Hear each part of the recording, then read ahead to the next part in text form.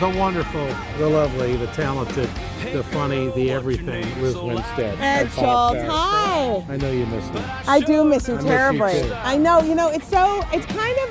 it's really awesome to be here with you at Bob Fest. And I learned about Bob from Wellstone's book. And so it makes, this whole symbiotic you and me in Minnesota, and we're in Wisconsin and we're Packer fans and Minnesota would hate it. It's all really good.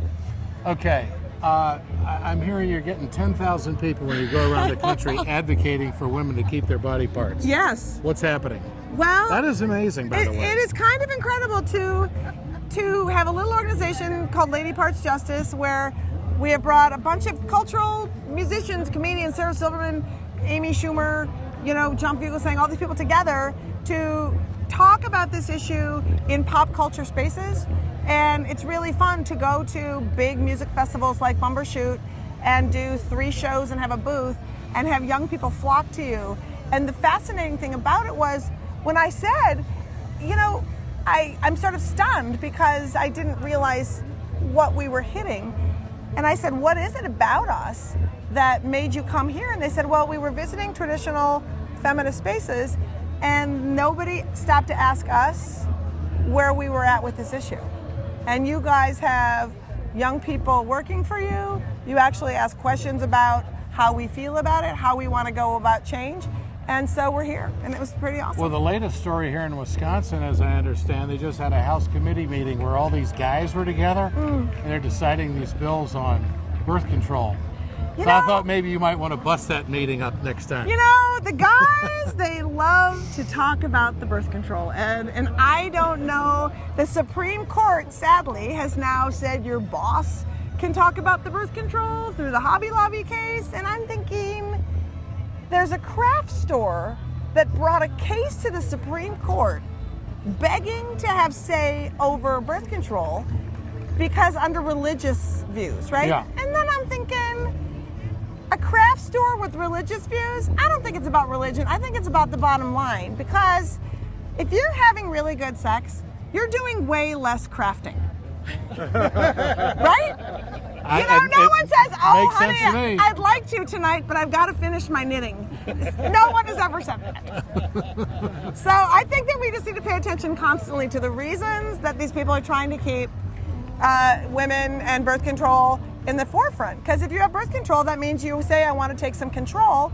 And the right wing has decided that sharing power means you're taking power away. And I think that is the giant difference between why we're progressives, because we want everyone to have a seat at the table so we have an equal world. So as an advocate, as a stand-up comic, as a satirist, the material just keeps on coming, doesn't it? The material keeps on coming. In fact, Lady Parts Justice, this is really cool. We just launched an app that I just have to say with pride was rejected by iTunes. It's an app that's like Tinder, which is the dating app that the kids use, but it's called Hinder. And you download the app from our website, and it has hundreds and hundreds and hundreds of anti-choice, racist, bigoted, homophobic people on the site. And it looks just like a dating site, so it has a picture, it has stats about what they've said, it has a fact check link, and you can scroll through it, you can share it on Facebook and Twitter, and you can search by state to find out the people in your state who are the bad actors. It's really fun. Hinder. So go to Lady Parts Justice. H-I-N-D-R? H-I-N-D-R. Yeah. She's pretty good, huh? I can spell too. I know. I know. Lady Parts. Yes. So is Bernie your guy? I am on the list of artists who support Bernie. Bernie is my guy. I have come out. I'm officially endorsing Bernie. What do you think?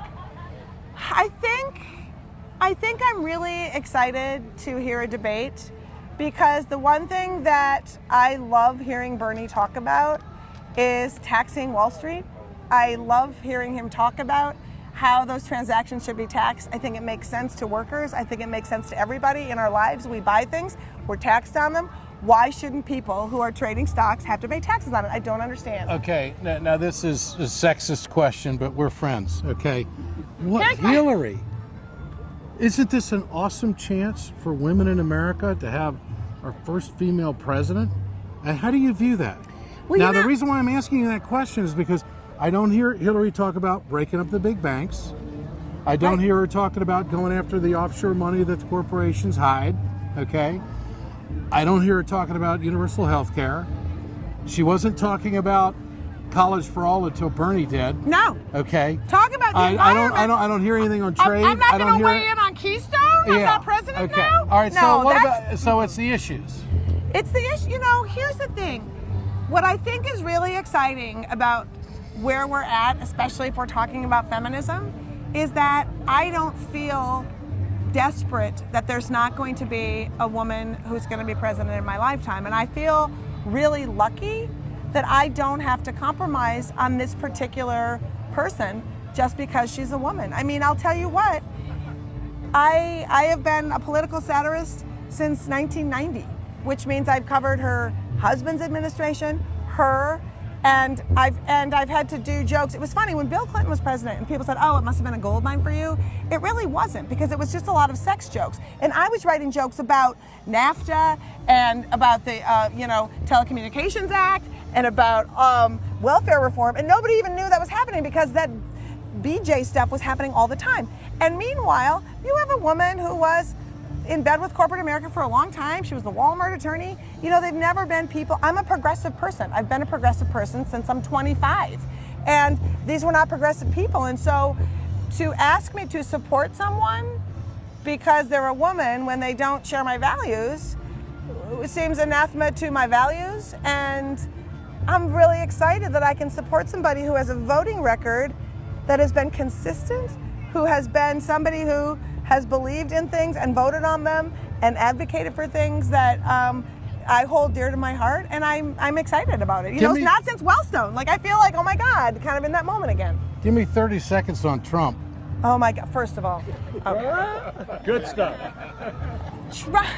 Donald Trump, first of all, this whole GOP landscape, it's like, it's like trying to decide which package of expired meat would be safe enough to eat that's in your fridge. I don't even know how to do it.